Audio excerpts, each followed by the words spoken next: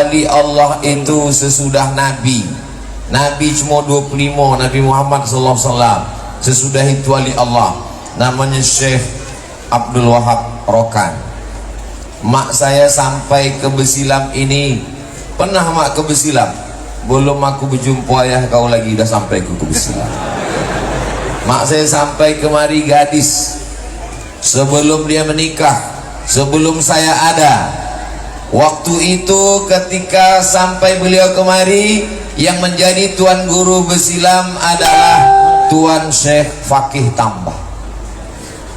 Aku sampai ke Besilam, yang menjadi tuan guru waktu itu Tuan Syekh Fakih Tambah. Ketika itu ado di Besilam tuh golok. Golok itu apa mak? Kata orang Jawa, kentongan. Kayu yang dilobangi tengah untuk dipukul memanggil orang ke masjid. Dulu di Besilam tuh zaman aku waktu masih muda ada di Besilam. Kalau awak polo kata orang bangke awak ke Mekah. Mak saya berangkat ke Makkah. Allah Subhanahu wa taala memberikan bekas-bekas. Makanya ketika Imam Ahmad bin Hanbal sampai ke Masjid Nabawi, diusapnya mimbar bekas tapak kaki Nabi Muhammad SAW. Setelah diusapnya, diciumnya ke mulut. Jadi kalau ada orang memegang kentongan, memegang, maka itu adalah memegang min azaris solihin, bekas-bekas orang soleh. Makanya di Tarim Hadramaut Yaman tak diaspal jalan, bukan karena Yaman miskin, pemerintahnya kaya raya. Kenapa? Karena mereka tak ingin bekas-bekas tapak kaki wali-wali Allah itu ditutup oleh aspal. Begitu mereka memuliakan, menghormati para wali-wali Allah. Pelajaran pertama yang saya ambil dari ibu saya adalah, yang pertama kita ceritakan kepada anak kita adalah tentang wali Allah, bukan wali murid. Ini sekarang kenapa anak-anak ini tak kenal wali Allah? Karena ibunya bercerita tentang K-pop. Ibu bercerita kepada anak tentang drama Korea. Ibu bercerita kepada anak tentang film India. Ibu bercerita kepada anak tentang make up, tentang YouTube yang dia tonton. Apa kata orang Arab? Faqidus syai' la yu'ti. Orang yang tak punya apa-apa, dia tidak akan memberikan apa-apa. Mudah-mudahan ibu-ibu yang hadir di majelis ini pulang nanti bercerita tentang tuan guru tua kepada anak-anaknya. Amin. Karena saya mendapatkan pengetahuan tentang guru yang pertama kali dari almarhumah ibu saya. Bercerita dia kepada anak. Sekarang banyak ibu-ibu tak sempat bercerita tentang wali Allah kepada anak-anaknya. Kenapa? Karena sibuk main TikTok. Ibu-ibu sibuk update status. Ibu-ibu tak sempat membaca tentang wali Allah. Alhamdulillah, ibu saya bukan profesor, ibu saya bukan ustazah, ibu saya perempuan biasa, tapi dia datang ke Besilam. Dia berjumpa dengan tuan guru di zamannya. Dia sempat memegang bekas-bekas wali Allah, orang-orang soleh, dan cerita itu dia bawa pulang. Dia menikah, saya anak pertama. Dia ceritakan cerita itu, masuk ke pikiran saya, sehingga saya tahu kampung yang sekarang menjadi tempat wisata religi. Dan saya pun sampai kemari, sampai hari kiamat, panjang umur, sehat badan, izinkan Abdul Somad untuk datang mengambil barokah dari Besilam nih, insyaallah. Amin ya rabbal alamin. Ini yang pertama. Yang kedua, dari mana Ustadz mendapat informasi tentang tuan guru Besilam? Yang kedua adalah dari guru sekolah. Guru sekolah penting. Saya melanjutkan pendidikan saya ke Madrasah Muallimin Al-Jamiyatul Wasliyah, Simpang Marendal, Jalan Sisingamangaraja.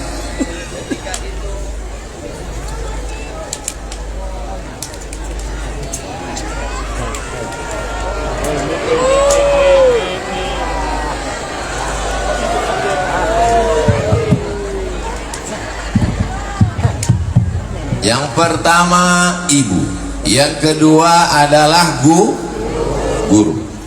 Saya mendapatkan maklumat tentang Tuan Guru ketika saya sekolah di Muallimin Al-Wasliyah. Nama guru akidah kami Al-Mukarram Ustadz Hafiz Yazid, sudah meninggal, tamat dari Purba Mustafawiyah.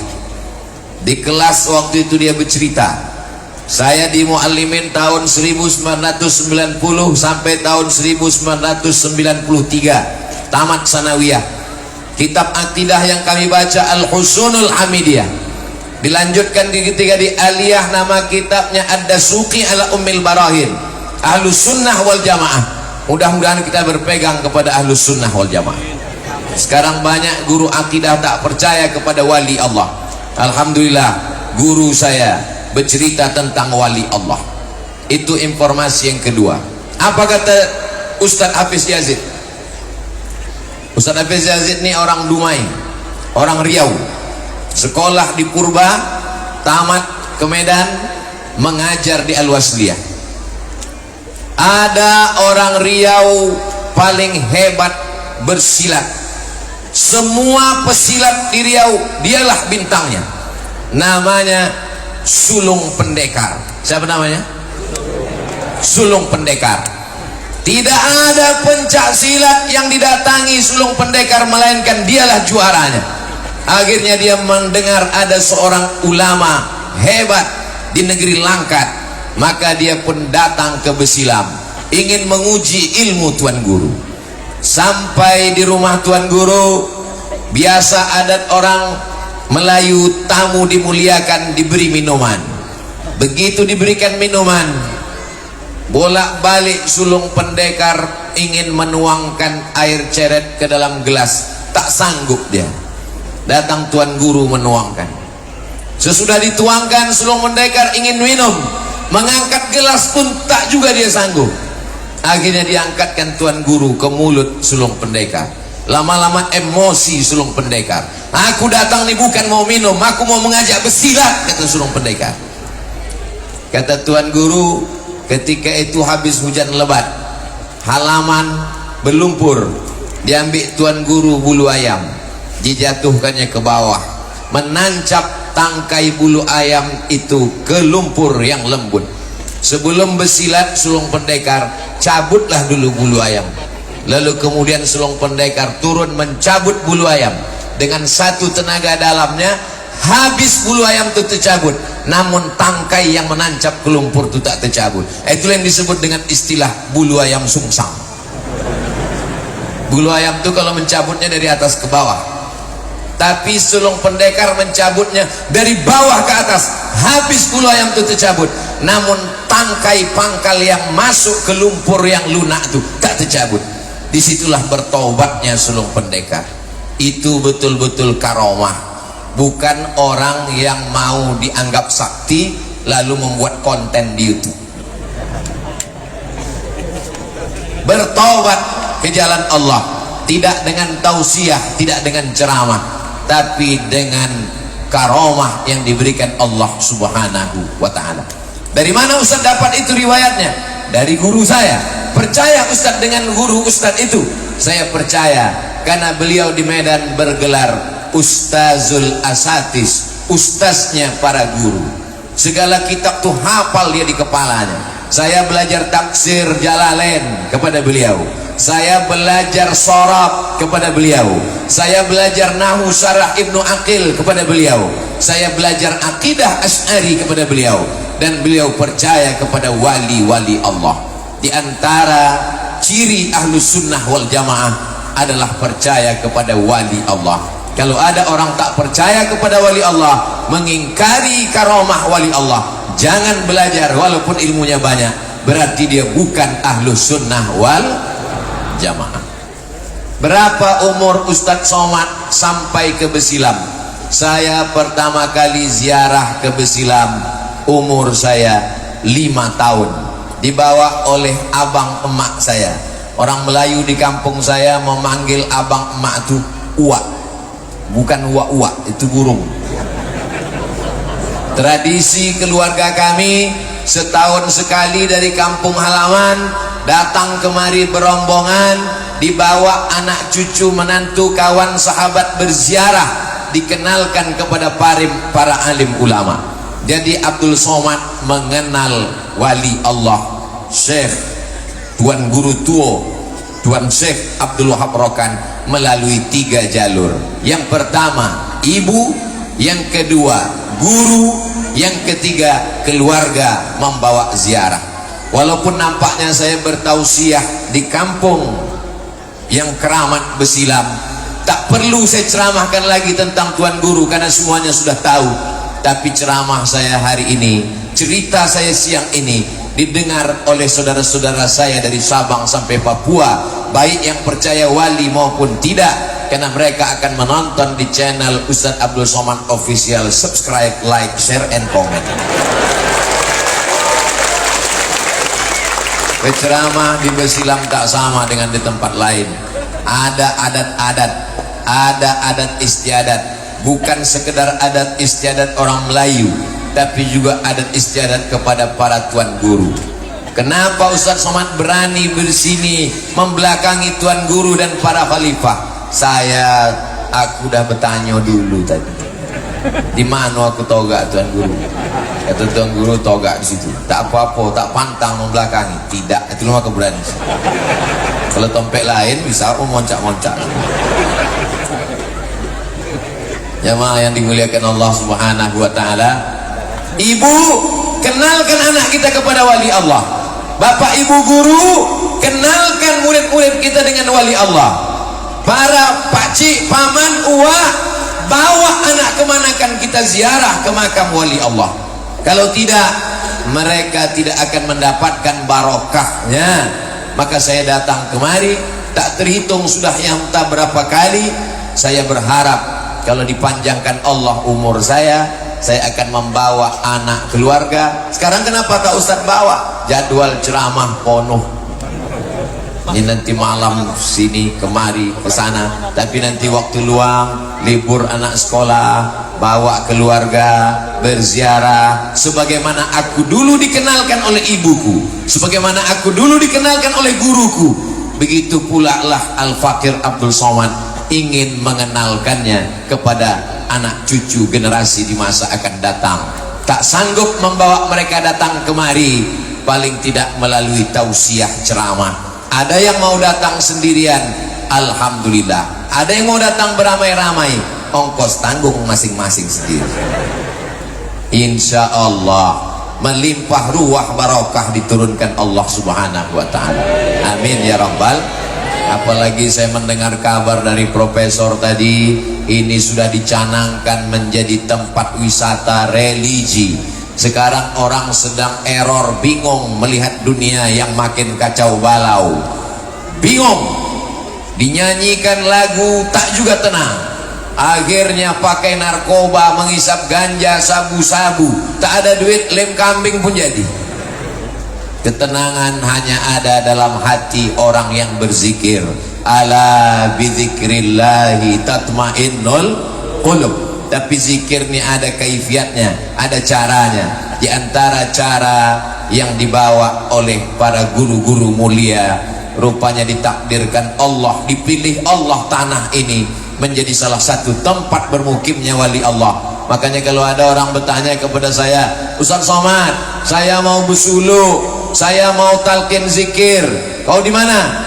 Saya di Aceh. Kau di mana?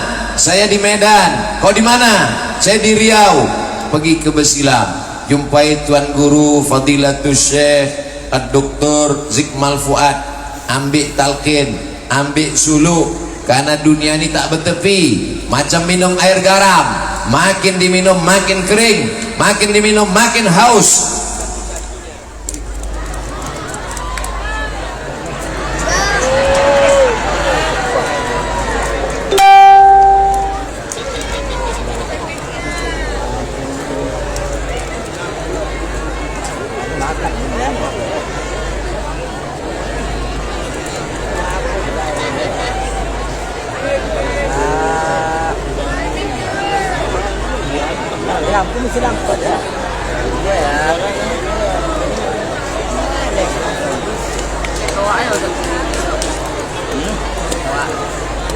Mati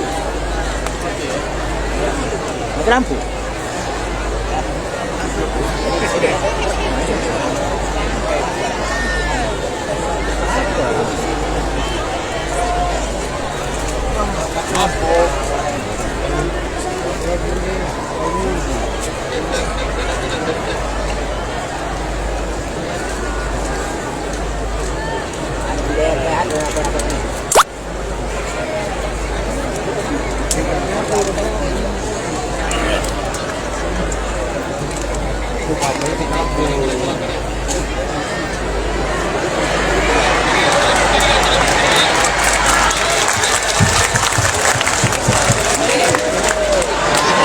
Ibu-ibu yang di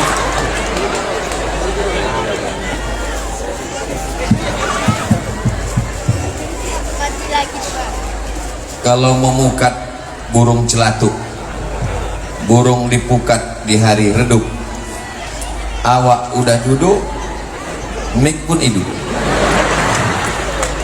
Bapak Ibu yang dimuliakan Allah SWT, dari mana Ustaz Somad mengenal wali Allah Tuan Guru Tua Besilam?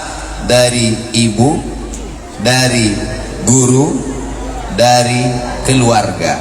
Saya dikenalkan sebelum masuk sekolah, sebelum pandai membaca. 3 orang ini mengenalkan kepada wali-wali Allah. Lalu kemudian saya pun berangkat ke Mesir tahun 1998. Sampai di Mesir bergabung dengan mahasiswa Riau. Ada yang bergabung dengan mahasiswa Medan, namanya HMM, Himpunan Mahasiswa Medan. Kebetulan di atasnya ada 2 orang anak HMM. Satu Ustadz Iqbal Sauki Pulungan LC, yang satu lagi Ustadz Husen, hadir bersama kita pada hari ini. Tapi saya tak ikut anak Medan waktu itu. Saya ikut kelompok studi mahasiswa Riau. Saya orang Riau. Di asrama Riau ada satu buku, sampulnya warna biru, dicetak oleh UIR Press, Universitas Islam Riau Press. Buku itu ditulis oleh budayawan Melayu Riau, namanya UU Hamidi. Siapa namanya? UU Hamidi. Judulnya Kontribusi Tarekat Naksabandiyah dalam penyebaran Islam di suku Sakai. Sakai adalah Melayu tua asli yang tinggal di pedalaman Riau. Siapa yang mengislamkan suku Sakai? Siapa yang berani tablik akbar di suku Sakai yang penuh dengan racun santau, yang penuh dengan santet dan berbagai macam? Maka di situ dijelaskan oleh UU Hamidi. Tuan Syekh Abdul Wahab Rokan memiliki khalifah. Khalifah artinya pengganti. Nabi Muhammad SAW meninggal, digantikan oleh Khalifah Abu Bakar Siddiq. Maka khalifah artinya pengganti. Kalau Tuan Syekh tak datang, maka yang memimpin adalah khalifah. Orang Melayu susah menyebut khalifah. Siapa tuh? Khalifah. Maka diangkatlah seorang khalifah di Riau, menyebarkan agama, masuk ke dalam hutan. Ternyata batin adalah kepala suku Sakai, tersinggung dengan kehadiran khalifah masuk ke dalam hutan, mengganggu stabilitas keamanan suku Sakai dalam hutan. Maka khalifah ini pun dihadang suatu hari. Apa kata batin suku Sakai? Khalifah, jangan lagi masuk ke dalam hutan kami di Riau. Keluar dari hutan. Tapi kalau mau masuk juga ke dalam hutan kami, syaratnya satu. Apa syaratnya? Kalau kau sanggup, mohon maaf, beribu maaf, tak layak mau saya ceritakan, tapi memang begitu dalam buku itu. Kalau memang kau sanggup Khalifah mau masuk ke hutan Riau, khitanlah aku. Kalau memang kau sanggup, sunatlah aku. Lalu kemudian Khalifah ini punya murid. Kata muridnya, kalau untuk menyunat kau tak perlu Khalifah, cukup aku aja.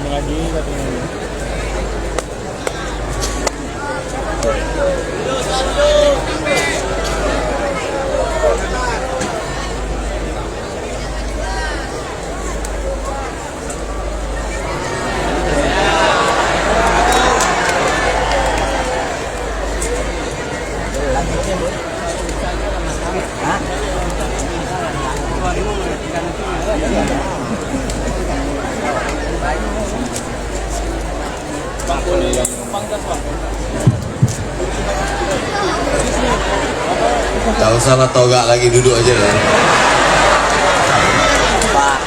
Nampaknya ibu-ibu tak sabar mendongak batin kono sunat tadi. Kalau memang kau hebat kelipah, ingin juga masuk ke dalam hutan Riau kau, maka sunatlah aku.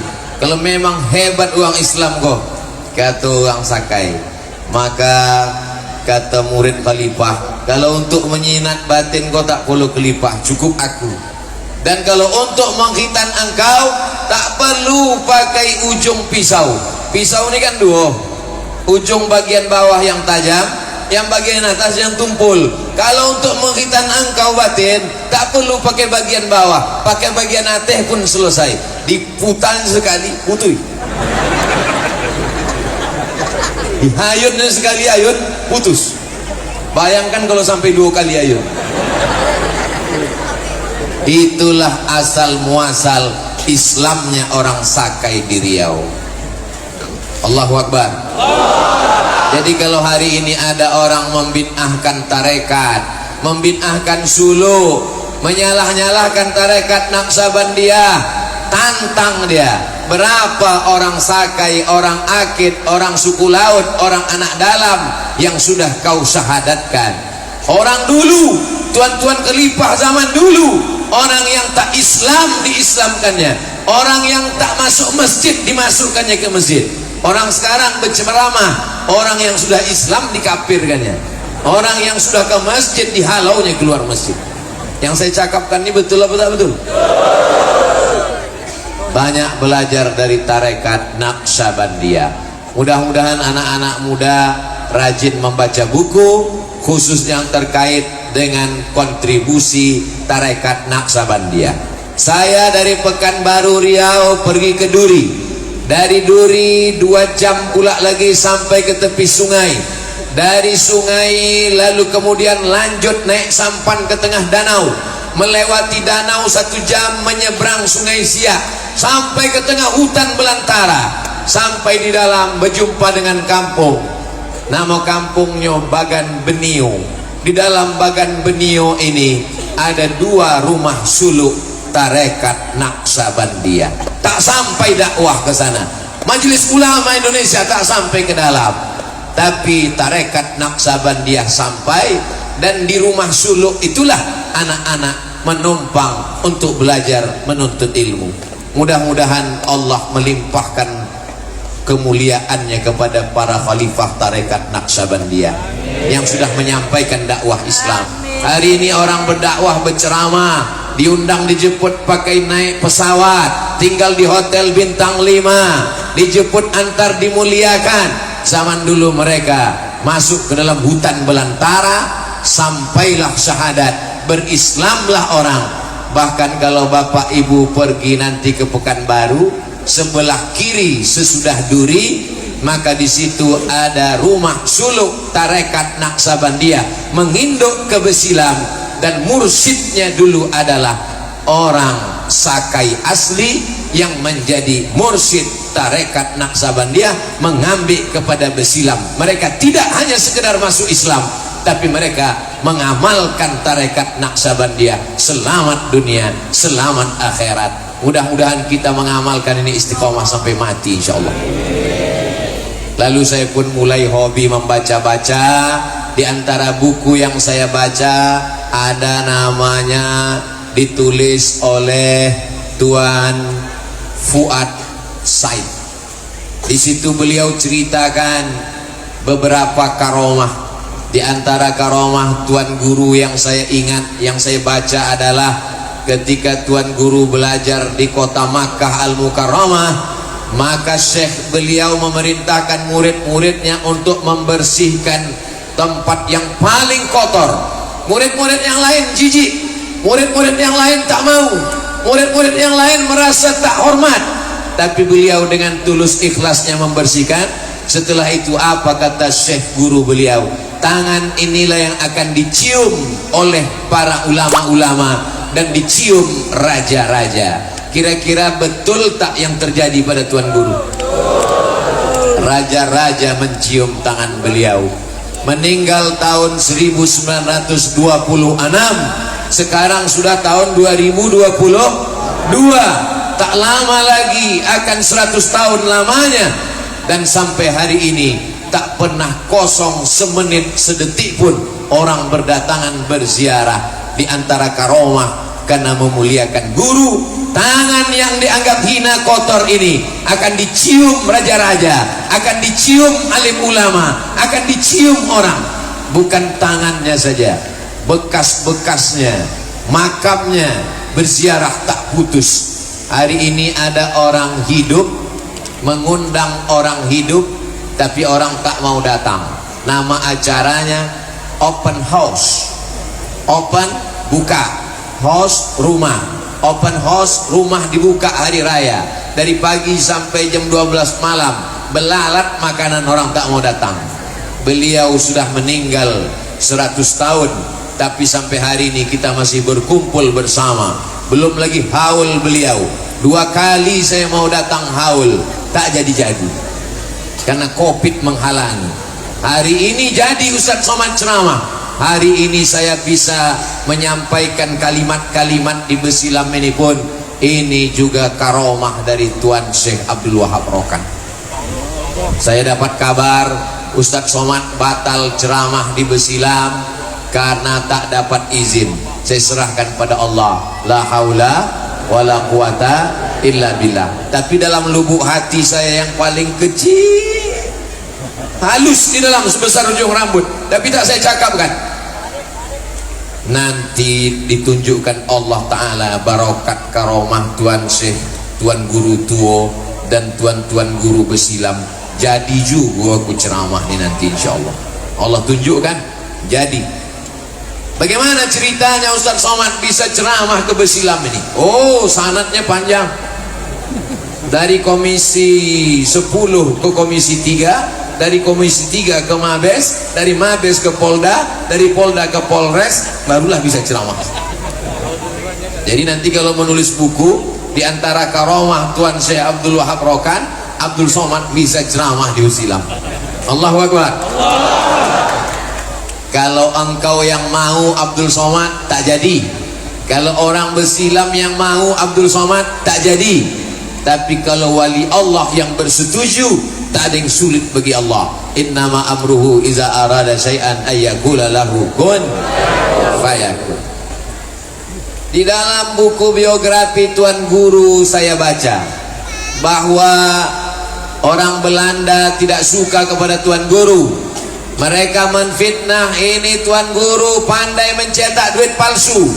Lalu kemudian Tuan Guru tak mau dihinakan, direndahkan. Pergi beliau ke Semenanjung Malaya. Apa yang terjadi dengan Pangkalan Berandan ketika itu?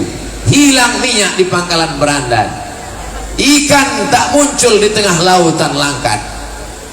Ada dalilnya dalam Al-Quran. Walau anna ahlal qura amanu, kalau penduduk suatu negeri itu beriman, wattaqau, bertakwa, la fatahna alaihim, akan kami bukakan untuk mereka barokatin, barokah minas sama, dari langit, wal ard, dari bumi. Barokah dari langit, turun hujan. Hari ini pun ada barokah dari langit, datang 2 lalat besar merekam. Kamera merekam ceramah Abdul Somad hari. Allahu Akbar walillahil hamd. Begitu Allah Subhanahu wa ta'ala menurunkan rahmatnya, minyak dari dalam bumi di stop Allah SWT sesuai dengan hadis dalam Sahih Muslim. Man adali waliyan, siapa yang memusuhi waliku, faqad adzantuhu bil harb, berarti dia sudah mengajak perang dengan aku. Siapa yang memusuhi waliku, maka dia mengajak perang dengan aku. Ditutup Allah SWT sumur minyak sampai akhirnya Tuan Guru Tuo balik lagi ke Besilam, mengalir sampai hari ini. Bangsa Indonesia setelah merdeka, Pertamina mendapatkan barokah sumur minyak itu. Mudah-mudahan tetap mengalir sampai hari kiamat insyaallah. Sumur minyak itu mengalir, solar aja yang macet. Bapak Ibu yang dimuliakan Allah Subhanahu wa taala. Jadi cara mengenal wali Allah itu bagaimana? Melalui 4 cara. Yang pertama, ibu mengenalkan. Yang kedua, guru mengenalkan. Yang ketiga, keluarga membawa ziarah. Yang keempat, membaca. Ibu tak mengenalkan, guru tak bercerita, keluarga tak peduli, membaca tak mau, mati aja lah. Tinggal harapan yang kelima. Apa itu? Dengarkan tausiah ceramah yang bercerita tentang wali-wali Allah. Kalau ada haul datang tahun 2022 tak bisa, panjang umur sehat badan. Mudah-mudahan 2023 tak ada lagi covid, bisa kita beramai-ramai di sini insyaallah. Amin. Abdul Somad datang kalau untuk ceramah tak sanggup, hilang bahan, hilang timbul. Bandingkanlah ceramah Abdul Somad di tempat lain dengan di Besilam, beda. Kenapa? Grogi dia. Bapak Ibu yang dimuliakan Allah Subhanahu wa taala. Lalu kemudian Tuan Guru ini walaupun dia ulama besar, wali Allah, tapi orangnya warak. Warak itu menjaga diri bukan dari yang haram. Kalau ada orang tak mau minum khamar, tak mau berzina, tak mau berjudi, itu namanya takwa. Tapi kalau ada orang menjaga diri dari yang tidak haram tapi masih samar-samar, itu adalah warak. Suatu ketika ulama-ulama datang ke Siak Sri Indrapura, kerajaan Melayu Riau besar, yang kerajaannya terhampar dari Siak sampai ke Aceh Tamiang. Ketika penjajah Belanda menekan kerajaan Melayu, maka kerajaan Malaysia membackup kerajaan-kerajaan Melayu yang ada di Sumatera bagian utara. Kesultanan Langkat, Kesultanan Delhi, Kesultanan Serdang, Kesultanan Asahan di backup dengan kekuatan Kesultanan Siak Sri Indrapura. Dari tahun 1723 sampai akhirnya Sultan Syarif Kasim menyerahkan kedaulatan kepada Presiden Soekarno tahun 1946. Tuan Guru Besilam, Tuan Guru Tua berada di Siak. Lalu tradisi waktu itu memakan sirih. Sirihnya diletakkan di dalam tepak. Tepak tempat sirih terbuat dari emas. Ulama-ulama yang hadir waktu itu, mereka semuanya memakan sirih, tapi Tuan Guru Tua tak mau memakan sirih. Mengapa Tuan Guru Tua tak mau memakan sirih dari tepak emas? Akan kita lanjutkan setelah iklan berikut ini. Siapa?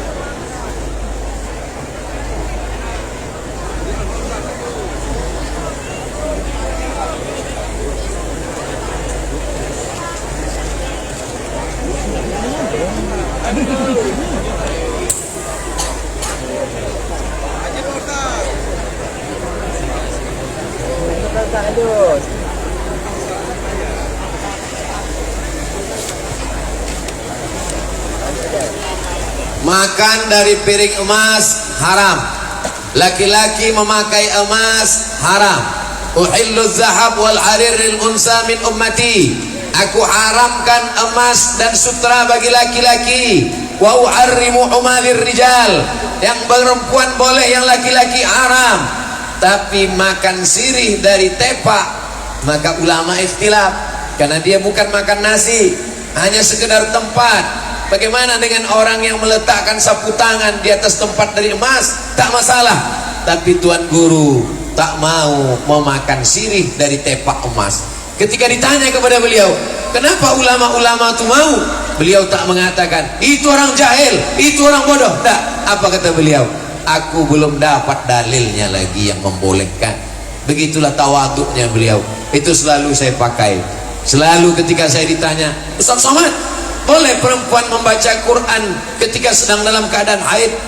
Perempuan yang dalam keadaan uzur tak boleh pegang Quran, tak boleh bawa Quran, tak boleh baca Quran, tak boleh masuk masjid, tak boleh iktikaf, tak boleh tawaf, tak boleh sholat, tak boleh puasa.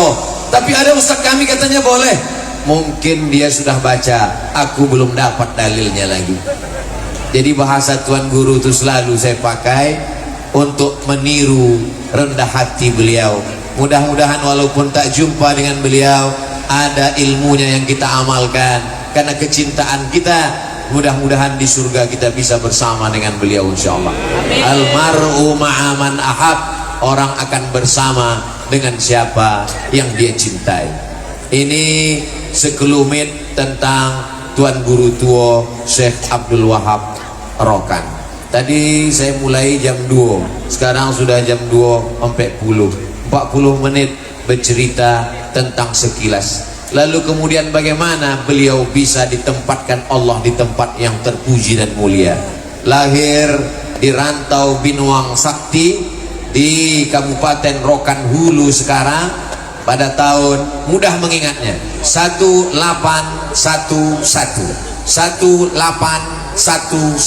Bisa diingat? Cara mengingat mudah kelahiran ulama, cari yang mirip-mirip. Tadi saya berada di kantor Tuan Guru Syekh Dr. Zikmal. Saya tengok ada tafsir Syekh Muhammad Mutawalli Sya'rawi, ulama besar Al-Azhar Mesir. Syekh Muhammad Mutawalli Sya'rawi lahirnya 1911. Syekh Abdul Wahab Rokan lahirnya 1811. Bisa diingat? Syekh Muhammad Mutawalli Sya'rawi 1911. Tuan Guru tua 1811. Itu trik cara mudah mengingat. Jadi sekali dayung 2-3 hari pegalnya tak hilang-hilang. Sekali awak ingat sampai mati tidak akan lupa. Tuan Syekh Mutawalli Sya'rawi 1911. Tuan Guru tua 1811. Kalau 911 itu emergency call. Lalu kemudian beliau belajar ke Makkah pada tahun 1863. Kalau lahirnya 1811 ke Makkah 1863, berapakah umurnya saat pergi ke Makkah? Ingat, Iko masuk UAS, ujian akhir semester. Berarti beliau ke Makkah umur 52 tahun. Saya ketika membaca biografi beliau, saya merasa muda kembali. Kalau tidak, saya merasa sudah tua, merasa tak layak lagi untuk belajar, merasa menuntut ilmu sudah cukup. Begitu belajar dari kehidupan beliau. Lahir 1811, belajar ke Makkah 1863, umur 52, masih semangat menuntut ilmu. Gimana? Masih semangat daftar S2? Masya Allah, semangat. Jadi kalau ada orang yang merasa terlambat belajar, kamu masih mau kuliah? Aku gola tua Ustaz, saya ini sudah tua Pak Ustaz. Belajarlah dari kehidupan Tuan Guru tua. Beliau umur 52 tahun tetap menuntut ilmu, dan bukan sebulan di Makkah, bukan datang ambil baiat talqin bersuluk balik. Nah, beliau berapa lama di Makkah? 6 tahun lamanya, sampai akhirnya belajar akidah Ahlus Sunnah wa Jamaah, belajar fikih, belajar tafsir, belajar hadis, sampai pada puncaknya adalah belajar tarekat, mengambil dari Syekhul Masyayikh Tariqah Naqsabandiyah. Beliau adalah Syekh Sulaiman Zuhdi. Tarekat ini disebut dengan tarekat Naqsabandiyah, tapi di ujungnya ada Khalidiyah. Kenapa ada Khalid di dalam? Karena ada seorang ulama besar namanya Syekh Diyauddin Khalid Naqsabandi. Itulah mengapa disebut dengan Khalid. Syekh Khalid ini punya murid namanya Syekh Abdullah Afandi. Syekh Abdullah Afandi punya murid namanya Syekh Sulaiman Al-Qarimi. Syekh Sulaiman Al-Qarimi punya murid namanya Syekh Sulaiman Zuhdi. Syekh Sulaiman Zuhdi punya murid, itulah dia guru tua Syekh Bahauddin An-Naqsabandi. Kita ucapkan marhaban ahlan wa sahlan untuk Ketua Majelis Ulama Indonesia Provinsi Sumatera Utara, Tuan Guru guru kita Dr. Maratua Simanjuntak. Ahlan wa sahlan, marhaban. Waalaikumsalam warahmatullahi wabarakatuh. Bapak-bapak yang ibu-ibu sudah hafal insyaallah. Yang mau saya ajak untuk mengingat nama-nama ulama-ulama ini adalah anak-anak muda, supaya mereka nanti bisa bercerita ke anak mereka, ke cucu-cucu mereka. Saya sekretaris umum MUI. Kabar Ustaz Aman. Barakallah. Syekh Diyauddin Khalid An-Naqsabandi punya murid namanya Syekh Abdullah Afandi. Syekh Abdullah Afandi punya murid namanya Syekh Sulaiman Qarimi. Syekh Sulaiman Al-Qarimi punya murid namanya Syekh Sulaiman Zuhdi. Syekh Sulaiman Zuhdi punya murid namanya Syekh. Jadi rata-rata tarekat Naqsabandiyah ini bertemu nasabnya pada Syekh Sulaiman Zuhdi. Syekh Sulaiman Zuhdi punya murid melalui beberapa jalur sampai kepada Syekh Abdul Ghani Al-Kampari. Kenapa disebut Al-Kampari? Orang Kampar Riau, berdekatan dengan Rokan. Lalu kemudian beliau punya murid dari Aceh, itulah dia Syekh Muhammad Wali atau dikenal dengan Syekh Muda Wali. Syekh Muda Wali punya murid, punya anak yang sekaligus murid, itulah dia Syekh Muhibbuddin Wali, Profesor Dr. Muhibbuddin Wali. Jadi rata-rata orang-orang tarekat Naqsabandiyah ini adalah orang-orang yang arif, namun di samping itu juga mereka adalah orang-orang yang alim dalam bidang ilmu. Jadi jangan bayangkan Tuan Guru ini busuluh 2 hari langsung jalan di atas air, terbang di awan. Beliau itu belajar akidah, belajar nahu, belajar sorof, belajar bahasa Arab. Saya yakin dan percaya kenapa hari ini kita datang bersama berkumpul, bangkitnya gairah kita kembali adalah Tuan Guru kita hari ini, Tuan Guru Dr. Zikmal Fuad MA, S1, S2, S3, dosen, mengajar di Malaysia, tafsir, hadis. Saya mengikuti tausiah-tausiah beliau, syarah hikam, bahasa Arab, dan beliau sebelum menjadi Tuan Guru memanglah guru saya di pesantren Darul Arafah Riau pada tahun Darul Arafah di Lau Bakri, Sumatera Utara, Deli Serdang, tahun 1993 sampai 1994. Saya tak tamat, tapi saya diakui beliau jadi murid insyaallah. Bapak Ibu yang dimuliakan Allah Subhanahu wa taala, menuntut ilmu, kirim anak-anak sampai S1, S2, S3, sampai ke Makkah Al-Mukarramah. Ini adalah mengikut jejak dari Tuan Guru tua. Bagaimana ibu-ibu, siap mengirimkan anaknya untuk belajar? Masya Allah, tabarakallah. Ibu-ibu siap mengirimkan anaknya untuk belajar agama? Insya Allah. Kalau bapak ibu kirim anak-anak bapak ibu, hebat mereka membaca kitab, bukan untuk membodoh-bodohi orang jahil, bukan untuk mengguru-gurui ulama, tapi untuk menegakkan syiar Islam, membela ahlus sunnah wal jamaah. Insya Allah sekali ahlus sunnah wal jamaah sampai hari kiamat kita tetap bersama dengan golongan ahlus sunnah wal jamaah. Sallallahu ala Muhammad, sallallahu alaihi wasallam. sallallahu ala Muhammad sallallahu alaihi wasallam.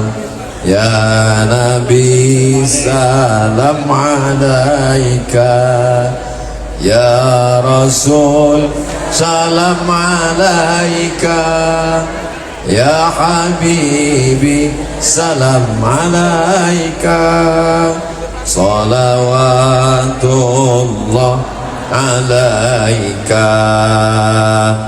Jadi pelajaran yang bisa kita ambil dari Tuan Guru pertama, jangan merasa tua dalam menuntut ilmu. Walaupun udah berusia 52 tahun, semangat bergelora sampai ke Makkah 6 tahun, mengkaji fikih, mengkaji akidah, mengkaji hadis, akidah, hadis, tafsir, fikih, tasawuf. Pintunya adalah bahasa Arab, nahwu, sharaf, balaghah.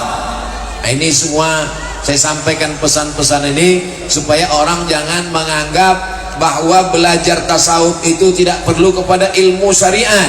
As-syari'atu bila haqiqatin batilah, syariat tanpa hakikat batil. Wal haqiqatu bila syariatin atilah, hakikat tanpa syariat maka dia akan sia-sia, hampa. Banyak orang sekarang berbaju tasawuf tapi isinya dukun, berbaju tasawuf tapi isinya klinik, berbaju tasawuf tapi sebenarnya orang malas menjalankan syariat. Bukan begitu ciri tarekat Naqsabandiyah Besilam.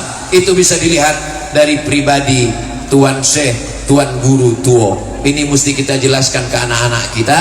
Yang intern di dalam mesti disadarkan, yang ekstern di luar orang mesti diingatkan supaya dia jangan menganggap tarekat ini adalah aliran sesat, tarekat ini tak peduli kepada syariat, tarekat ini jauh daripada sunnah Rasulullah. Mereka lah yang menghidupkan sunnah-sunnah Rasulullah sallallahu alaihi wasallam. Pelajaran dari kehidupan Tuan Guru Tuo, beliau pulang dari Makkah, sempat ke Dumai, sempat ke Semenanjung Melaya, sempat ke Rokan, dan pada puncaknya adalah 1883. Lahir 1811, ke Makkah 1863, masuk mulai ke negeri ini, ke tanah yang kita sedang berada di atasnya ini 1883. Dalam umur, kalau lahirnya 1811, masuk kemari 1883, berarti beliau memulai hidup di sini berumur 72 tahun. Banyak orang sekarang umur 52 tahun sudah macam-macam, tapi beliau Masya Allah umur 72 tahun memulai kehidupan yang baru, membuka negeri yang Masya Allah. Dipejamkannya matanya, nampaknya pintu masuk Masjidil Haram. Pintu masuk Masjidil Haram itu namanya Babus Salam. Orang Melayu susah menyebut Babus Salam. Kau nak ke mana? Besilam. Hari ini kita sampai ke Babus Salam.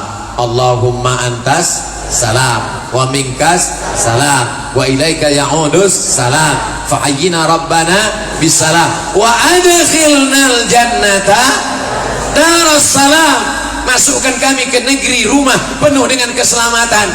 Tapi tak mungkin bisa masuk ke dalam rumah keselamatan kalau tidak melalui Babus Salam. Tapi jangan cuma berhenti di Babus Salam tak masuk-masuk. Jangan jadi orang dekat dengan Babus Salam, tinggal di Langkat macam ayam mati di lumbung padi. Kau dari mana? Saya orang Langkat. Kau dari mana? Saya orang Stabat. Kau dari mana? Saya orang Tanjung Pura. Tahu Besilam? Oh, tahu saya. Udah mengambil baiat tarikat. Udah pernah bersuluk. Ayam mati di lumbung padi. Dulu orang tahu Langkat ini adalah negerinya wali-wali Allah. Dulu orang tahunya negeri ini adalah tempatnya orang-orang keramat. Sekarang lewat kita di Binjai langsung terbayang tiang-tiang batang-batang pisang kena tinju. Jangan sampai gara-gara viral anak-anak muda TikTok ini menghilangkan sejarah masa lalu orang-orang tua kita.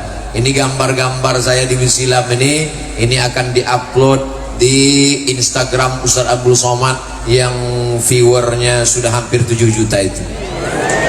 Maksud saya, jangan tepuk tangan dulu. Maksud saya yang belum follow lah. Tuan Guru Tuo tak perlu viral di dunia, namanya sudah mulia di langit. Tapi kita sebagai orang yang menjaga warisan kebangsaan dan keagamaan wajib menyampaikan ini ke anak cucu kita. Kalau tidak, mereka tidak tahu sejarah bangsanya. Halaka mur'un lam ya'rif qadrahu. Orang celaka adalah orang yang tak tahu jati bangsanya. Kalau anak-anak kita generasi akan datang ini tidak diajarkan tentang Tuan Guru, mereka lebih kenal Naruto, mereka lebih kenal Upin Ipin, mereka lebih kenal Godzilla dan Transformer. Ternyata Ustaz Somad pun nonton juga rupanya. Mau tak mau anak kita nonton, paksa kita ikut juga. Kita robah channelnya, dia menangis. Kenalkan para alim, para ulama. Saya menantang anak-anak muda dimanapun berada, kalian buat video pendek, kalian buat film-film, kalian buat animasi, kenalkan serial wali-wali Allah supaya sesuai dengan bahasa anak muda, bilisani qaumihi. Saya mengajak anak-anak muda dimanapun berada. Banyak orang berpemahaman bahwa besuluk ini hanya untuk orang yang sudah tua diintai-intai malaikat maut.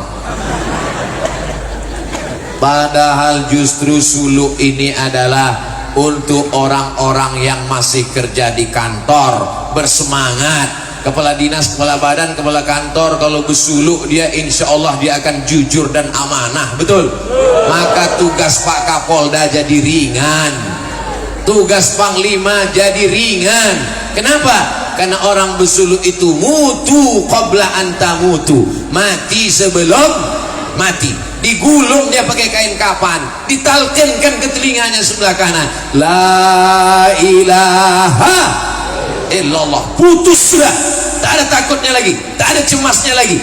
Begitulah dia diputuskan, mati sebelum mati. Apa kerja mereka selama bersuluk itu Pak Ustaz? Dulu Ustaz Tengku Zulkarnain pernah disoal orang tentang tarekat Naksabandia. Ustaz Tengku, ya, kenapa orang bersuluk itu pakai kelambu? Ustaz Tengku menjawab simpel aja, karena banyak nyamuk, kata dia. Dan diam orang yang sedang berada di dalam kelambu petak itu sama macam sedang berada di dalam liang lahat. Setelah dia digulung pakai kain kapan, ditalkin ke telinganya, maka dia masuk ke dalam liang lahat.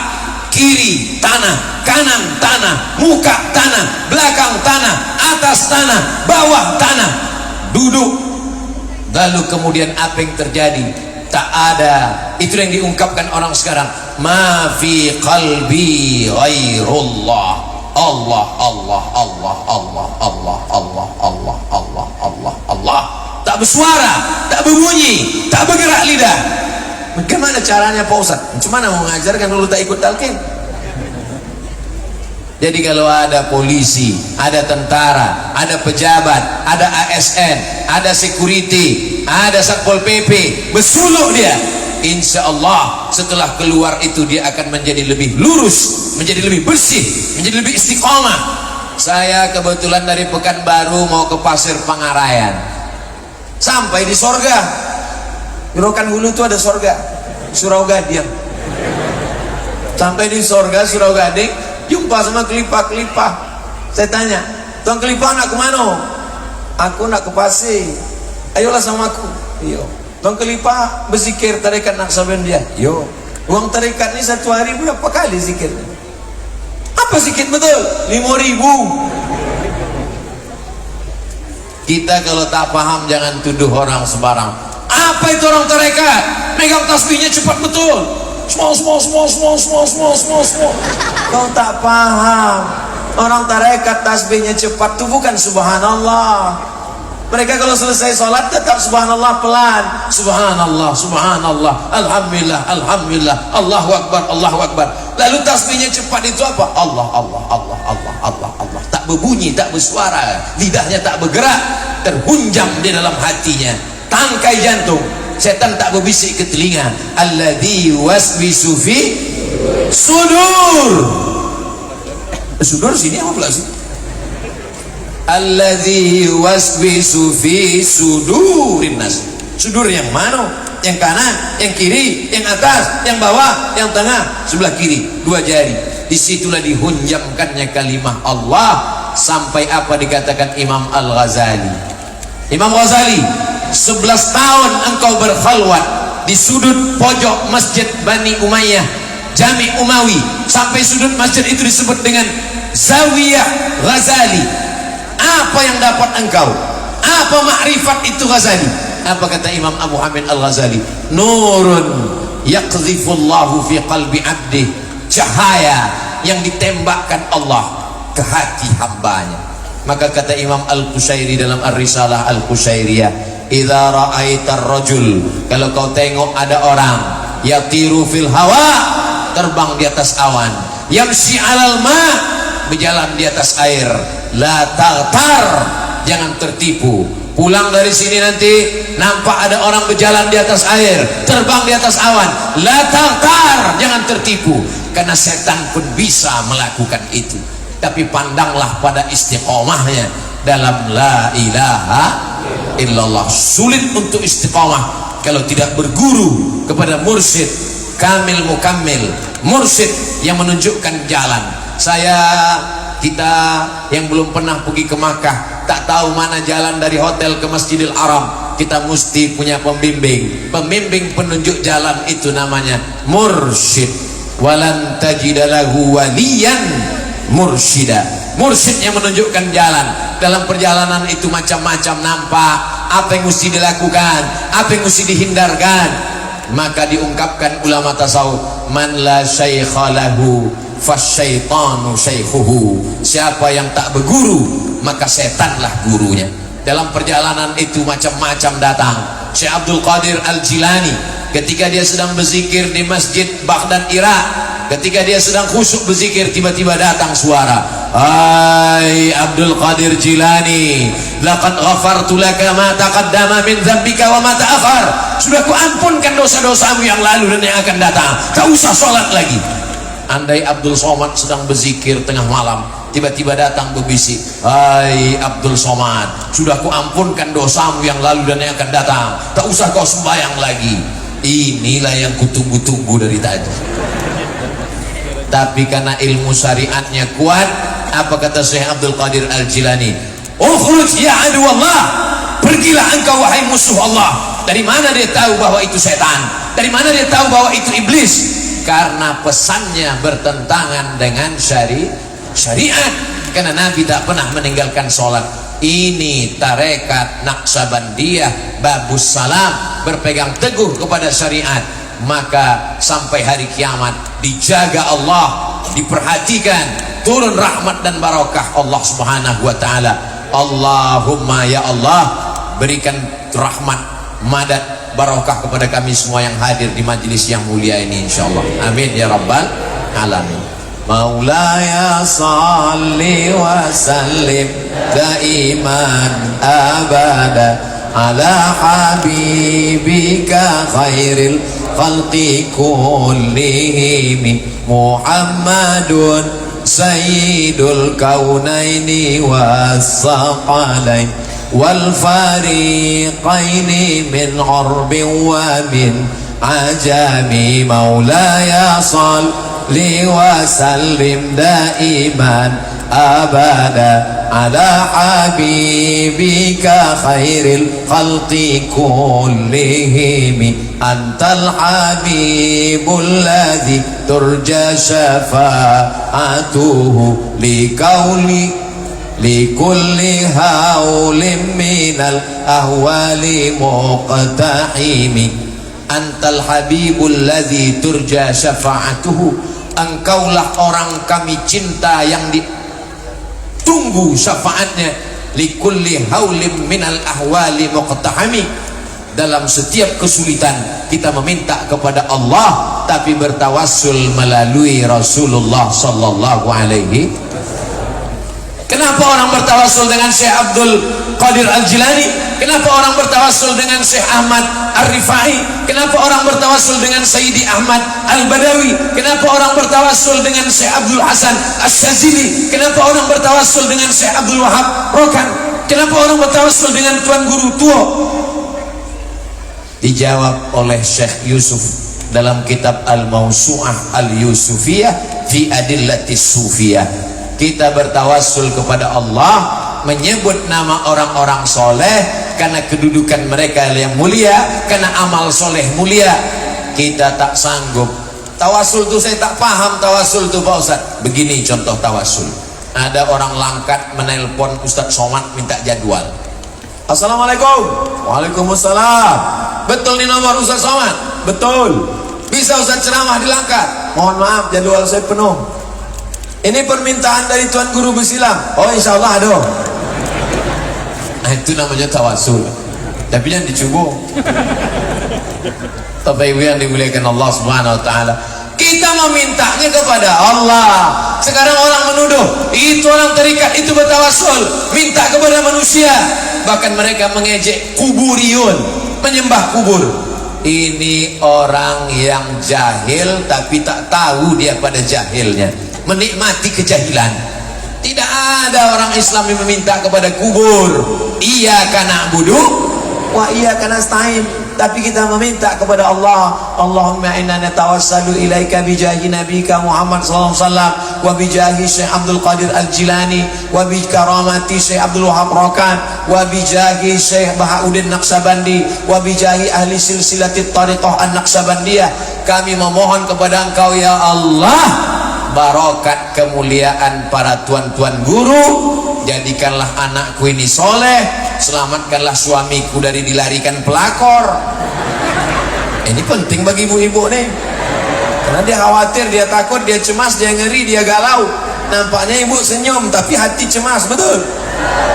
Bertawassul kepada Allah, bacakan Al-Fatihah, Fatihah kepada Rasulullah, Fatihah kepada Syekh Abdul Wahab Rokan, Fatihah kepada mursyid-mursyid. Setelah itu ya Allah, barokat tuan-tuan guru, barokat surah Al-Fatihah, selamatkan anakku, selamatkan suamiku, selamatkan kami.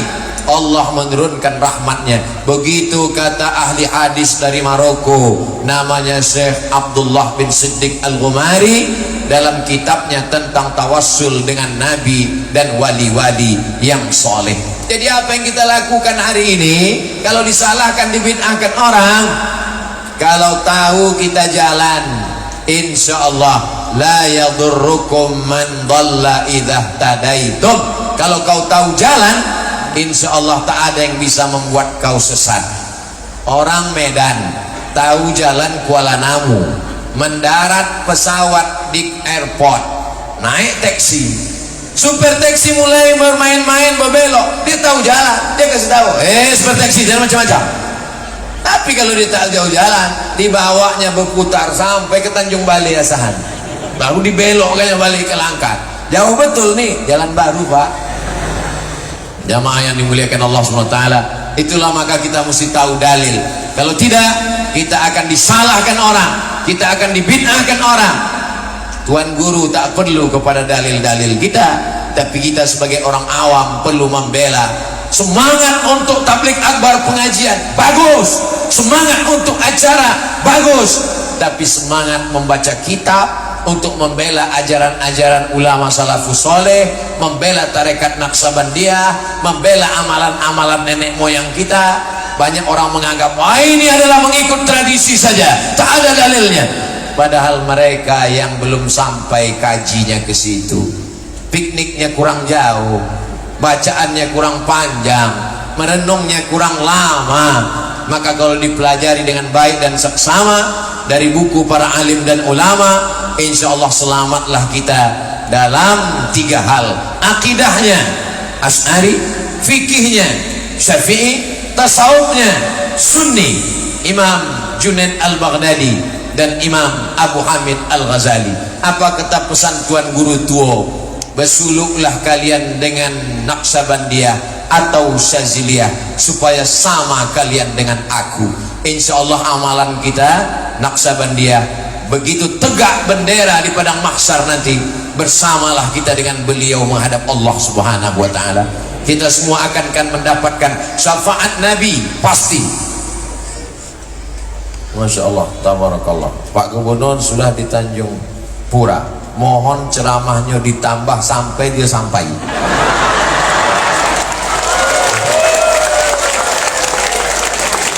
Di mana-mana saya ceramah 60 menit. Baru inilah ceramah menunggu gubernur sampai. Bahan awak udah habis pula.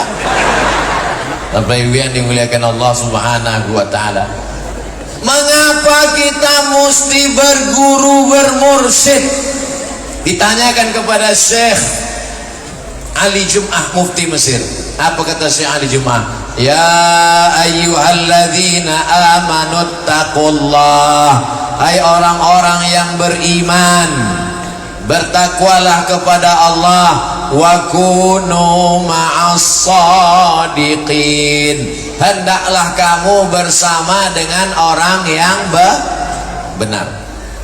Ya ayyuhalladzina amanu, beriman, ittaqullah, bertakwa. Tak cukup hanya dua, mesti tambah satu lagi, wa kunu ma'as-shadiqin, hendaklah kamu bersama dengan orang yang benar.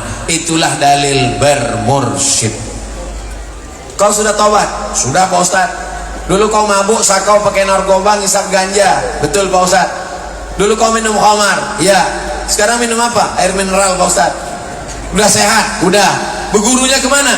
Baca Quran sendiri, baca hadis sendiri, belajar sendiri, baca sendiri, nyasar sendiri, sesat sendiri. Mesti berguru, mesti bermursyid. Kalau tidak kita tak akan tahu jalan. Jangankan masalah berzikir, jangankan masalah bertarekat, membaca Quran pun kalau tak berguru, dari mana kita tahu bunyi nun mati bertemu dengan qaf? Bagaimana kita tahu bunyi ba qalqalah? Min qablikum. Dari mana kita tahu bunyi a di dalam la'allakum? Orang kalau baca Quran tidak berguru, dijamin 100% dia akan buka Quran alama. Ada itu tulisannya alama. Tapi kalau dia berguru bukan itu bacaannya. Alif lam mim. Sekarang banyak orang berzikir di tempat-tempat tahlil tak berguru. La ilaha illallah, la ilaha illallah, la ilaha illallah. Pas tanya, kenapa kau goyang kepala? Ku tengok orang goyang, aku goyang pula. Di mana diantukkannya la itu, di mana ditariknya, di mana ke kanan apa ke kiri, apa dipukulkan? Itu bukan asal-asalan. Kita kan manusia. Imam Syafi'i manusia, kita manusia. Imam Bahauddin Naqsabandi manusia, kita manusia. Dia makan, kita makan. Dia minum, kita minum. Memang betul, tapi dia bertuaju berzikir. Kita sekarang asyik main handphone. Di mana datangnya kemuliaan yang dititipkan Allah Subhanahu wa ta'ala? Maka tidak ada jalan lain kecuali berguru. Alhamdulillah, dijamin dari mulai awal Tuan Guru Tuo sampai yang sekarang yang ke-13, betul? Sejalan, berjalan. Di tempat-tempat lain banyak yang bubar, hilang. Ustaz Somad ini dulu rumah sulu, sekarang udah jadi apa? Sarang walet. Ustaz Somad ini dulu tempat Tuan Guru, sekarang mana? Tak ada lagi yang belajar agama, tak lagi. Tapi di Besilang barokah doa sampai hari kiamat masih akan terus berganti silih berganti. Di zaman ini ada masanya, di masa akan datang ada lagi tokohnya. Sampai hari kiamat anak cucu kita akan terjamin insyaallah. Amin. 20, 30, 40, 50 tahun akan datang, anak cucu Abdul Somad datang kemari berziarah. Apa kata mereka? Ayah kami dulu datang kemari. Berjumpa pula dia dengan Tuan Guru pada zamannya, pada masanya. Sebagaimana ibu saya dulu datang kemari berjumpa dengan Tuan Guru Syekh Fakih Tambah. Sekarang saya datang kemari, dulu berjumpa dengan Tuan Guru Syekh Hashim Al-Sarwani tahun 2018. Hari ini tahun 2022 berjumpa dengan Tuan Guru Syekh Dr. Zikmal Fuad MA. Maka tidak pernah kosong dunia ini dari orang-orang baik. Sekarang banyak orang mengatakan dunia ini udah hancur Pak Ustadz, isinya setan semua Pak Ustadz. Kalau yang dicari setan, ya jumpa setan lah. Kalau yang dicari wali Allah, dicari orang baik, insya Allah berjumpa dengan orang baik. Saya ini jahat nih karena hidup zaman sekarang, Pak Ustaz. Kalau saya hidup zaman Nabi dulu pasti baik. Belum tentu juga. Orang macam kau ini kalau hidup zaman Nabi mungkin sama geng Abu Lahab. Bapak Ibu yang dimuliakan Allah SWT, datang cari orang baik. Wa allaw istaqamu ala tariqati, orang yang istiqamah di dalam tariqat ini, la asqainahum ma'an ghadaqa, kami akan memberikan mereka limpahan air kemuliaan tak putus sampai hari kiamat. Ini yang dicari orang sekarang. Ala inna awliya Allah, ketahuilah wali-wali Allah, la khaufun alaihim walahum yahzanun. Penyakit manusia modern sekarang adalah dua. Yang pertama khauf, takut yang berlebihan. Takut tak lulus sekolah, sudah lulus takut tak bisa kuliah, sudah kuliah takut tak bisa kerja, sudah kerja takut tak bisa berbini, udah berbini takut tak bisa punya anak, udah punya anak takut tak bisa berbini sekali lagi, meninggal. Ibu mau marah aja. Apa maknanya? Ini dunia ini semakin mengerikan, manusia makin konsumtif, duit makin banyak, keperluan makin tinggi. Dulu orang naik sepeda motor cukup 20.000, sekarang dia main mobil minyaknya mahal, mesti ada 1.200.000. Makin hebat, makin tinggi, kebutuhan makin banyak. Tidak ada yang bisa menekan keinginan itu kecuali hidup zuhud yang diajarkan tarekat. Tapi orang bertarekat bukan berarti dia hidup fakir miskin susah melarat. Kalau ada orang mengatakan tarekat ini hanya menghambat kemajuan negara, orang bertarekat ini hanya mengajarkan miskin berpangku tangan, datang kau ke Besilam, tengok bangunannya yang megah, tengok rumah yang cantik. Inilah tasawuf, dunianya dapat, akhiratnya dapat. Rabbana atina fid dunya hasanah wa fil akhirati hasanah. Suatu ketika Imam Abul Hasan Asy-Syadzili naik kuda yang gagah perkasa, bajunya bagus, berjumpa dengan orang kafir. Apa kata orang kafir? Syadzili, kenapa kau pakai baju mewah? Kenapa kau pakai kereta mewah? Dunia ini kan penjara, dunia ini kan hina. Apa kata Imam Abul Hasan Asy-Syadzili? Sehina-hinanya aku di dunia, kudaku mahal, bajuku bagus. Sehina-hinanya engkau di akhirat, lebih hina daripada kudaku ini nanti. Artinya apa? Silakan punya mobil yang bagus, tapi jangan sampai kredit melilit batang leher. Silakan punya rumah yang bagus, tapi jangan terlalu sayang sampai takut mati. Karena kita menjalani hidup di dunia, maka kita berjalan sesuai dengan keadaan yang ada di dunia. Begitu Tuan Guru mengajarkan. Beliau punya rumah, Ustaz Somad, tuan rumah, guru dulu membangun rumah kayu panjang besar. Jangan bayangkan orang bertasawuf, bertarekat itu tinggal di dalam hutan, di dalam gua, hanya berpangku tangan, berserah diri kepada Allah. Maka ada mahasiswa yang menulis skripsi tentang kontribusi Tuan Guru Tua dalam pengembangan ekonomi umat. Di mana beliau bertapa, pasti di sana ada ikan, di sana ada kebun, bangkit ekonomi umat. Jadi mereka bukan hanya sekedar mengajarkan orang berzikir mengingat Allah, tapi juga ekonomi umatnya bangkit. Laisa bi khairikum man taraka dunyahu li akhiratihi. Orang yang baik bukan orang yang meninggalkan dunia untuk akhirat. Wala akhiratahu li dunyahu. Orang yang baik bukan orang yang meninggalkan akhirat untuk dunia. Liusiba minhuma jami'an. Dapat kedua-duanya. Insyaallah kita di Besilam ini dapat dua-duanya insyaallah. Dunianya dapat, akhiratnya pun dapat. Amin ya rabbal. Tasawuf diambil dari kata sofa. Sofa artinya suci. Anak-anak sekarang kalau ditanya apa arti sofa, tempat duduk Pak Ustaz. Sofa qalbuhu lillah. Makanya sa'i dimulai dari sofa, berakhir di marwah. Sudah jadi bahasa Melayu. Marwah kemuliaan, marwah harkat dan martabat. Tidak mungkin sampai ke sofa kalau tidak dimulai dari sofa, tak akan mungkin sampai ke marwah. Begitu juga dengan salat. At-tahuru syatrul iman.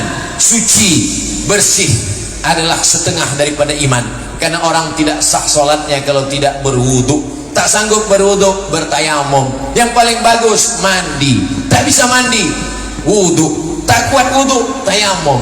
Tayamum pun tak bisa, mati aja lah. Suci, bersih.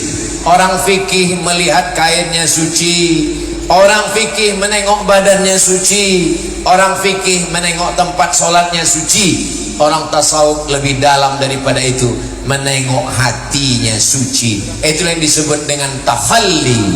Takhalli, kosongkan hati dari hasad, dengki, busuk hati, sum'ah, angkuh, sombong, kibir, merasa besar, merasa diri hebat, merasa diri mulia. Saya waktu ceramah di Rokan Hulu, Pasir Pengarayan, datanglah seorang mursyid tarekat Naqsabandiyah. Ustaz Somad pernah menengok gambar Tuan Guru tua Syekh Abdul Wahab Rokan Besilang? Pernah. Nampak kepalanya bersungkup pakai ghurfah sorban, ya. Kenapa di atas itu ditutup? Mungkin karena panas matahari kelipah. Orang kalau kepanasan dia bernaung di bawah pohon kayu, betul? Saya kepanasan, lalu saya bernaung di bawah pohon kayu. Ada masalah? Tak ada masalah kan? Tapi bagi orang tasawuf masalah. Kenapa? Karena belum tentu yang punya kayu itu izin dia bernaung di bawah. Karena takut dia dihisap nanti di akhirat gara-gara bernaung di bawah pohon kayu, maka disungkupnya kepalanya sehingga dia tidak bernaung di bawah pohon kayu tapi bernaung di bawah sorbannya. Lama saya memikirkan itu balik. Berapa kali aku udah bernaung di bawah pokok kayu. Halus kajian orang tasawuf. Dulu saya pahami bersungkup pakai sorban itu supaya jangan panas, supaya jangan menengok mata ke kanan ke kiri, supaya kusuk bertuajuh bersikir. Rupanya bukan sebatas itu. Kita berdiri setelah saya bercerita dengan orang tarekat itu, barulah kami buka kajian Risalah Al-Qusairiyah. Di dalam itu bercerita tentang orang yang sholatnya banyak, puasanya banyak, zikirnya banyak, hajinya banyak, tapi hisapnya di akhirat lama sekali. Ketika ditanya kenapa hisapnya lama, mencuri tak ada, berzina tak ada, mabuk tak ada, zalim tak ada, aniaya tak ada, kenapa hisapnya lama, sholatnya lengkap, puasanya banyak? Rupanya balik dari kenduri undangan, menyangkut daging di gigi, dicongkel pakai lidah tak tercabut-cabut. Lalu balik, nampak pokok kayu pinggir rumah tetangga, diambilnya ranting untuk mencongkel. Lepas, alhamdulillah, ranting kayu itulah membuat dia lama hisap di akhirat. Halus pandangan orang tasawuf. Kalau ranting kayu membuat kita lama dihisap, bagaimana dengan orang mengeluarkan izin memotong hutan?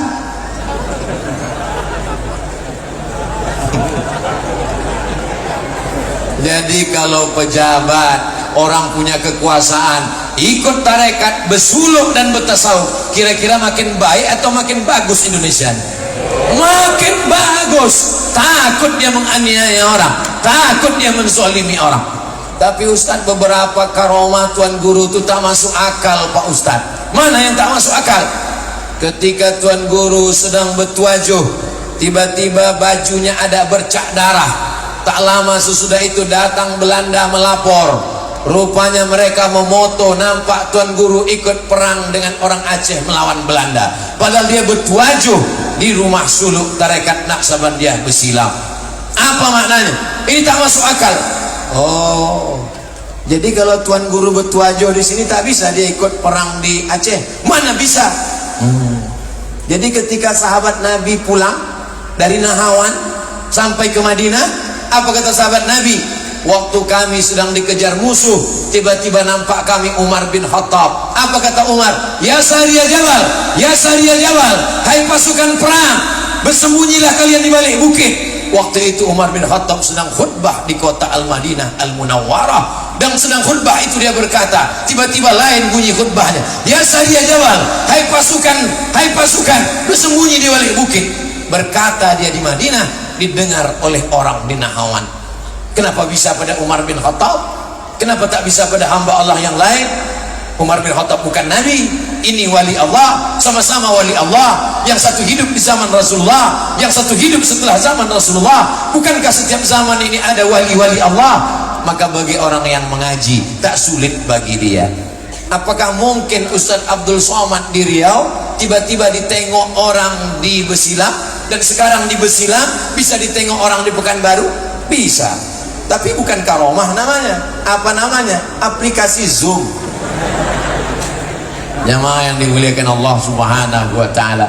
Jadi kalau ada orang meragukan, tapi dengan syarat dia mau mencari dan mencari, membaca, insya Allah dia akan menemukan dalil-dalilnya.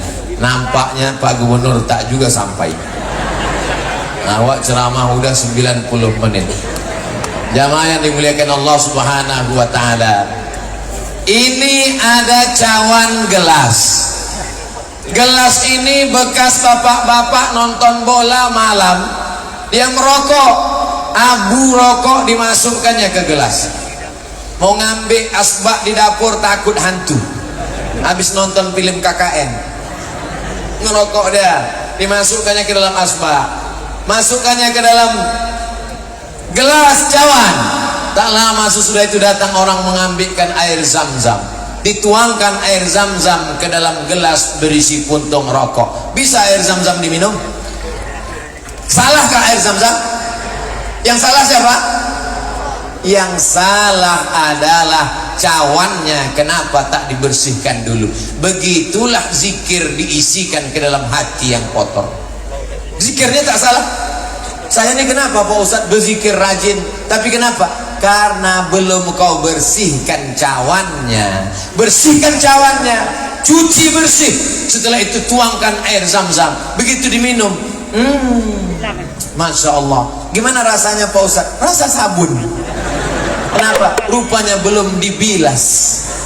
Cuci bersih, hasad, dengki. Itulah mengapa selesai berwudu kita katakan, Allahumma ja'alni minat tawabin, waj'alni minal mutatahhirin, waj'alni min ibadikas salihin. Soleh bukan hanya sekedar soleh pakaiannya, soleh badannya, soleh hatinya. Itulah mengapa ada lataif di dalam. Dipukulkan sekian ribu Allah menghilangkan kibr, dipukulkan sekian ribu Allah menghilangkan hasad, sampai akhirnya bersih sebersih-bersihnya. Setelah itu barulah dia dapat nur cahaya yang diberikan Allah Subhanahu wa ta'ala. Tapi ini prosesnya panjang. Jangan baru ikut talqin sekali, bersuluk sekali, balik ke rumah tiba-tiba seorang bapak mengadu kepada Syekh Mursyid, alhamdulillah Pak Ustaz, malam tadi jam 2 malam tiba-tiba saya terbangun, saya tengok istri saya itu setengah badannya bercahaya Pak Ustaz. Itu bukan cahaya nur dari zikir. HP kau sedang diperiksa bini, menyalo. Bapak Ibu yang dimuliakan Allah, Pak Gubernur datang. Inilah doa saya yang paling makbul. Tala'al badru alaina min saniyatil wada' wajaba syukru alaina mada'a lillahi da ayyuhal mab'usu fina ji'ta bil amril muta' ji'ta syarraftal madinah marhaban ya khairada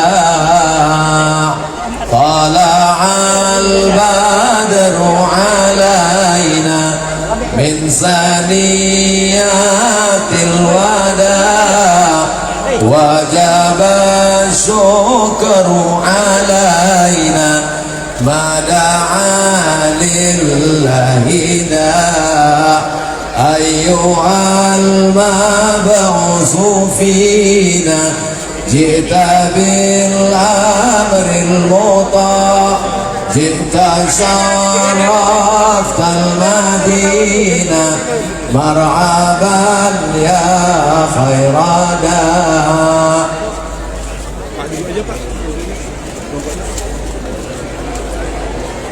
Allahumma salli ala Sayyidina Muhammad wa asghili zalimin bizalimin wa akhrijna min bainihim salimin wa ala alihi wa sahbihi ajma'in sallallahu rabbuna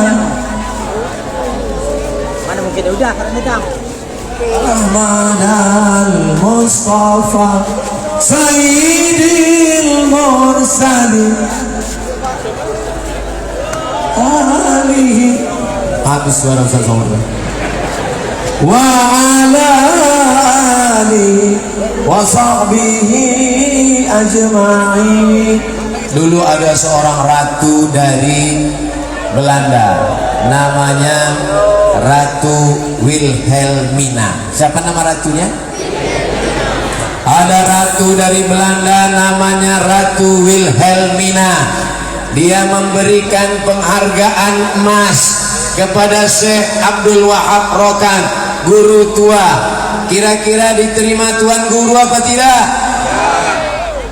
Tuan Guru tidak gila jabatan, Tuan Guru tidak gila hormat, Tuan Guru tidak gila penghormatan.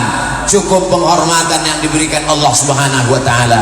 Dibalikkannya penghargaan Ratu Wilhelmina. Apa kata dia?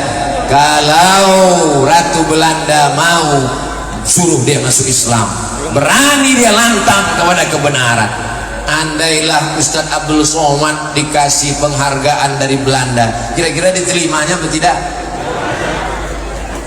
Bapak Ibu yang dimuliakan Allah Subhanahu wa Ta'ala. Jadi kalau ditanya tentang cinta orang tarekat Naqsabandiyah kepada negara kesatuan Republik Indonesia, belum lagi ada Indonesia. Tuan Guru meninggal tahun 1926. Kalau lahirnya 1811, meninggalnya 1926, berapakah umur Tuan Guru tua waktu meninggal?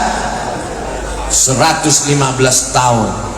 Orang yang paling baik adalah man tala umruhu wa hasuna amaluhu, panjang umurnya dan baik amalnya. Dan itu ada pada Tuan Guru, umurnya panjang, amalnya baik. Sekarang ada anak muda umur 17 tahun meninggal mabuk sakau, ngebut ditabrak truk.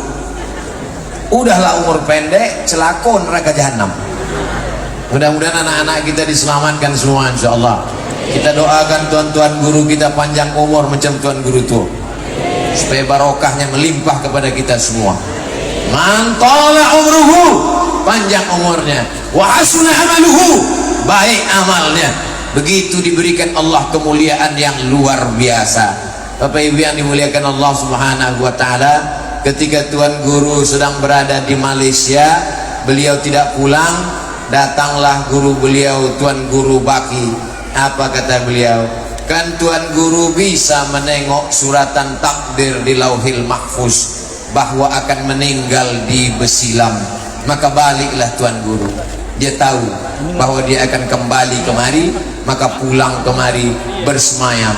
Dan kita semua yang hadir pada hari ini, Bapak Gubernur, Bapak Pangdam atau yang mewakili, Bapak Kapolda atau yang mewakili, Bapak Ketua Majelis Ulama Indonesia, kita semua hadir di sini karena kemuliaan barokah Tuan Guru tua dan tuan-tuan guru sampai hari ini. Betul? Bapak Ibu yang dimuliakan Allah Subhanahu wa Ta'ala, hati yang bersih diisi dengan zikir, disitulah baru muncul tajalli. Falamma tajalla rabbuhu lil jabali ja'alahu dakkaw wa kharra Musa sa'iqa. Setelah takhalli, kosongkan diri dari hasad, kosongkan dari dengki, kosongkan dari busuk hati. Setelah itu barulah tahalli, diisi dengan zikir, la ilaha illallah, tahlil, Allah Allah Allah. Lalu kemudian barulah ditunjukkan Allah kemuliaan. Lam ya'rif man lam yadhuq, orang yang tak pernah merasa, maka dia tidak akan pernah menceritakan bagaimana rasanya. tak mungkin bisa diceritakan bagaimana rasa nikmatnya zikir bersuluk kalau dia tak pernah bersuluk. Betul? Tak mungkin bisa dia menceritakan bagaimana enaknya kolak jantan kalau dia tak pernah datang ke Besilam. Betul?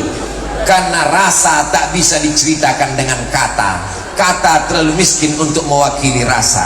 Andai rasa yang ada ini sekarang kuceritakan, rasaku belum tentu rasamu. Gimana rasanya Pak Ustadz? Rasakan sendirilah, 1,5 jam berdiri dari tadi.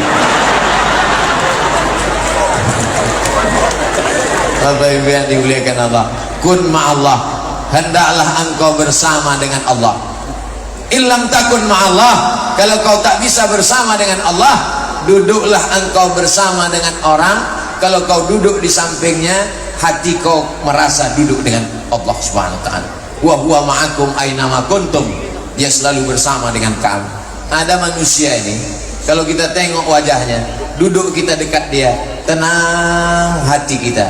Dan saya merasakan itu di Besilam. Beberapa kali saya datang kemari, tenang hati. Pas keluar masuk lewat jalan raya, baru kacau balau balik. Ada ketenangan. Huwallazi anzalas sakinata, Allah yang menurunkan ketenangan fi qulubil mu'minin, ke dalam hati orang yang beriman. Letak ketenangan itu di mata, di tangan, di kaki, di telinga, di mulut, atau di hati? Hati. Krisis ketenangan hari ini, hati tak tenang. Makanya kalau ada jamaah tertidur waktu sedang Ustaz ceramah, saya tak pernah marah. Itu menunjukkan hatinya sangat tenang. Karena orang barat itu duitnya banyak, mobilnya mewah, rumahnya besar, tapi hidup tak tenang. Tidur tak lelap, makan tak kenyang, siang dan malam terbayang-bayang. Apa itu? Hutang.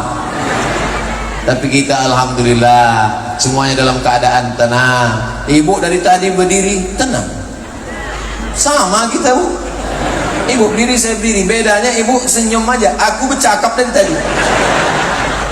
Masya Allah, tabarakallah.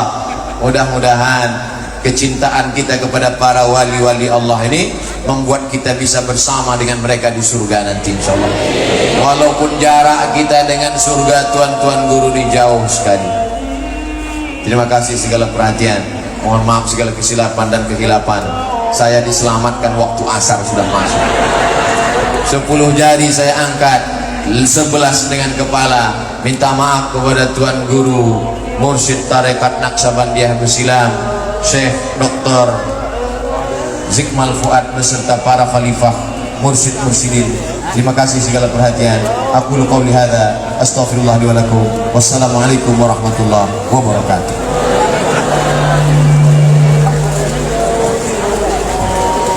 Bapak Ibu sekalian yang dimuliakan Allah, sabar dulu.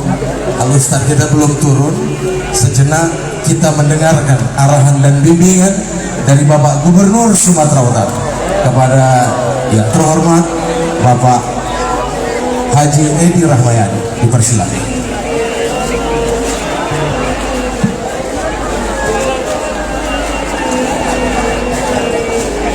Bismillahirrahmanirrahim.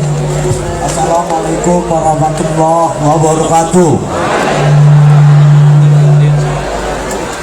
Alhamdulillahirabbil alamin, wassalatu wassalamu ala asrofil anbiya'i wal mursalin wa ala alihi wa sahbihi ajma'in. Al-Mukarram Ustadz kita, Ustadz Abdul Somad. Udah beberapa bulan saya tak jumpa. Sekali jumpa semakin kurus rupanya Ustadz kita. Mungkin karena banyak berdiri tadi itu. Oh, Ustadz di belakang kita begitu penuh ramai orang. Tuan Guru yang alhamdulillah hari ini saya lihat lebih segar. Ada ketua MUI kita, ada DPR RI kita, ada banyak lagi yang hadir, tak tersebut satu-satu, nanti terlewat dia. Semuanya yang saya hormati, tuan-tuan, ahwat, ikhwan, rahimakumullah. Saya minta maaf, saya hadir kemari karena saya rindu sama tuan-tuan semua, puan-puan saya semua. Sudah lama saya tak kemari. Saya juga hadir, saya ingin melihat jumpa ustadz saya, guru saya. Dan alhamdulillah kita semua sehat. Bersyukur kita kepada Allah, bersalawat kita kepada Rasulullah. Mungkin itu karena tak mungkin kita bersaing dengan suara masjid. Sama-sama kita berdoa selalu kita dekat kepada Allah. Setuju? Wabillahi taufiq wal hidayah. Wassalamualaikum warahmatullahi wabarakatuh. Kepada Bapak Gubernur Sumatera Utara. Selanjutnya kami mohon kesediaan Al-Ustaz Profesor Haji Abdul Somad untuk memimpin doa. Kepada Al-Ustaz dipersilakan.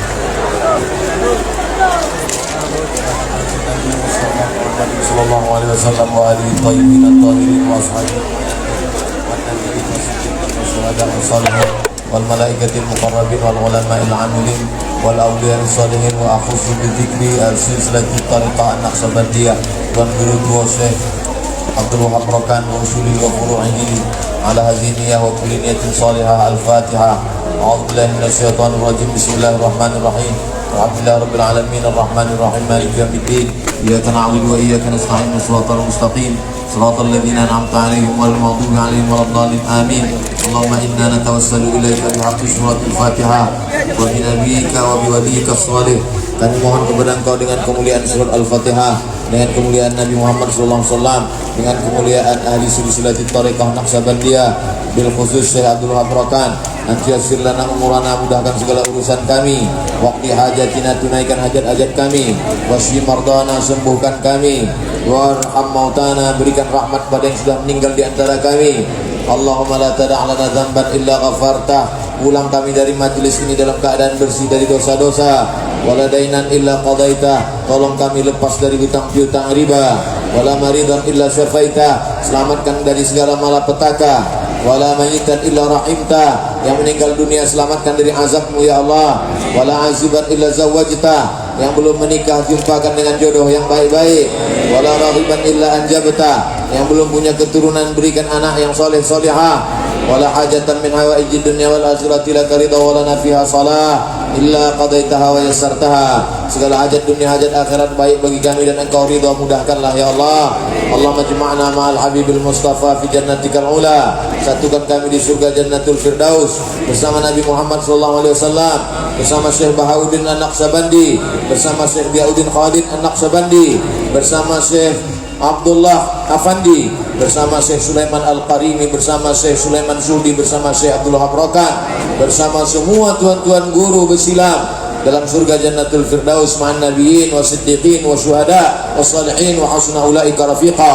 Allahumma ihfaz hadzal makanil mubarak, peliharalah, jagalah bersilam yang penuh dengan keberkahan ini ya Allah. Rabbana taqabbal minna innaka antas samiul alim wa tub alaina innaka antat tawwabur rahim. Wa sallallahu ala sayyidina wa maulana wa syafi'ina wa dhufrina wa qurrati ayunina Muhammad wa ala alihi wa sahbihi wasallam walhamdulillahi rabbil alamin. Taqabbalallahu minkum minna wa minkum taqabbal ya karim.